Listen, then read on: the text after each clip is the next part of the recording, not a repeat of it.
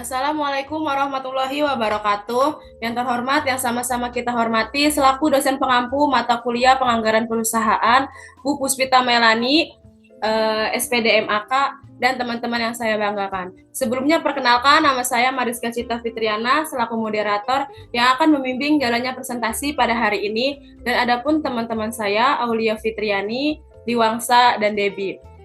Adapun presentasi hari ini yang berjudul penyusunan anggaran perusahaan dagang dan penyusunan anggaran perusahaan jasa yang akan dibacakan oleh Fitri. Yang pertama ada penyusunan anggaran tetap. Anggaran yang tetap yang akan diuraikan ini berupa anggaran induk rencana keuangan yang dibuat berdasarkan tingkat aktivitas tertentu yang diasumsikan akan terjadi di dalam periode tersebut. Selanjutnya ada penyusunan anggaran tetap. Penyusunan anggaran tetap itu ada dua. Yang pertama penyusunan anggaran operasional dan penyusunan anggaran keuangan. Selanjutnya yaitu penyusunan anggaran variabel. Anggaran variabel mengklasifikasikan biaya menjadi dua jenis, yaitu biaya variabel dan biaya tetap. Adapun biaya diartikan dalam arti luas, yaitu meliputi harga pokok dan beban. Analisis selisih. Analisis selisih pada perusahaan dagang terdiri atas analisis selisih harga pokok penjualan dan analisis selisih volume jualan. Analisis selisih harga pokok jualan mencakup analisis selisih harga dan analisis selisih volume. Selanjutnya penyusunan anggaran perusahaan jasa perbankan. Usaha bank berasal dari kata bangko, dibaca bangko dari bahasa Italia yang artinya tempat duduk. Maksudnya tempat duduk pedagang uang. Jadi bank merupakan pedagang uang, yaitu membeli atau menarik uang dari masyarakat dalam bentuk saparan dan menjual penyaluran uang kepada masyarakat dalam bentuk kredit. Selanjutnya, penyusunan anggaran perusahaan jasa bank. A. Penyusunan anggaran tetap perusahaan jasa perbankan. B. Penyusunan anggaran variabel. C. Analisis selisih. Oke, selanjutnya penyusunan anggaran variabel. Di sini ada perhatikan contoh berikut. Ini misalkan Bank Ikra menetapkan bunga kredit 20% setahun dan bunga simpanan 10% setahun dan biaya tetap setahun 10.000 dari data tersebut bila Bank Ikra ingin mengetahui pada jumlah berapa kredit yang diberikan dalam setahun agar bank tidak menderita rugi dan tidak memperoleh laba break up event lain. Maka dapat dihitung sebagai berikut. Yang pertama, bunga kredit sama dengan biaya tetap ditambah bunga simpan ditambah laba 20% sama dengan 10.000 ditambah 10%. Jadi tambahin 0. 20% dikurang 10% sama dengan 10.000. 10% dikurang 10.000 sama dengan 100.000 dibagi 10%. Dengan demikian bank berada dalam keadaan tidak memperoleh laba impas bila selama setahun memberikan kredit Rp100.000 bila bank ingin memperoleh laba setahun 1.000. Maka bank harus memberikan kredit dengan perhitungan sebagai berikut.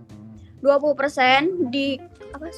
sama dengan 10.000 ditambah 10% ditambah 1.000. 20% dikurang 10.000 sama dengan 10.000 ditambah 1.000. 10% ditambah 11.000 sama dengan 10% sama dengan 10.000 dibagi 10% sama dengan 110.000. Jadi IKPAR bank memperoleh setahun berupa berapa sih? 1.000, maka harus memberikan kredit 110.000 dalam setahun. Bila ingin mengetahui pada pemberian kredit dalam jumlah berapa bank menderita rugi Rp1.000 dapat dihitung sebagai berikut. 20% sama dengan 10.000 ditambah 10% dikurang 1.000.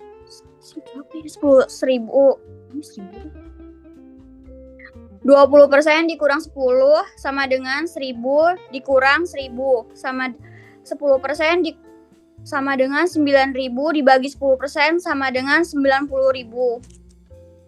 90.000. Jadi bank menderita rugi 1.000 bila memberikan kredit setahun sama dengan 90.000. Perhitungan dapat diberikan dengan contoh anggaran variabel seperti di tabel 20.3. Oke, selanjutnya penyusunan anggaran perusahaan jasa lain seperti yang sudah dikemukakan terdahulu pada penyusunan anggaran perusahaan jasa keuangan perbankan. Pada pembahasan pokok ini ditemukan penyusunan anggaran tetap, anggaran induk untuk perusahaan jasa angkut, taksi dan perusahaan sehiburan, bioskop, serta anggaran variabel untuk perusahaan jasa bidang perpekaran. Baik, kesimpulannya, perusahaan dagang kegiatannya membeli barang dagangan untuk kemudian dijual kembali pada konsumen tanpa merubah bentuk dari barang dagangan tersebut. Anggaran perusahaan dagang adalah anggaran yang disusun secara rinci mengenai semua aktivitas yang berhubungan dengan pembeli barang dagangan, penjualan barang dagangan, serta pendukung lainnya untuk suatu periode waktu tertentu di masa yang akan datang. Penganggaran perusahaan dagang meliputi transaksi pembelian dan penjualan. Transaksi tersebut akan mempengaruhi kas dan persediaan barang dagangan. Baik, sekian dari kelompok kami. Apabila ada kesalahan, mohon dimaafkan. Wassalamualaikum warahmatullahi wabarakatuh. Waalaikumsalam.